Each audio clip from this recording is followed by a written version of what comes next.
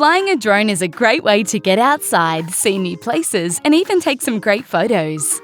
When planning your drone filming mission, it's important to consider a range of things, like where you're allowed to fly and what rules apply. If filming an outdoor pursuit like skateboarding, an impromptu outdoor dance session, or a hiking trip, don't be a space invader. Keep the drone 30 meters from your subjects. Sporting events, large outdoor festivals, and a trip to the beach all seem like great locations for that dream shot, but flying over people is unsafe and not permitted. In a city, bridges and high-rise buildings might be fun to photograph or just looking around at interesting places. But don't fly in populated areas like occupied buildings, which can be dangerous and also invade people's privacy. While flying your drone, you might come across an unfolding emergency situation, like a bushfire or search and rescue operation. Don't be tempted to use your drone to get footage or see what's happening.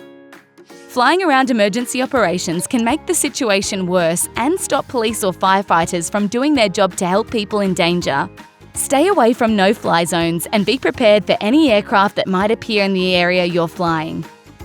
If they do, you must land without delay. Filming at nighttime might seem like a good idea, but flying in the dark just isn't safe at all. It's better to pack your drone away, and if you want to take night photos, do it with a mobile device or camera. Drones provide us with the ability to be great photographers and see places from a totally different perspective. However, we need to consider these rules to ensure our safety and that of others.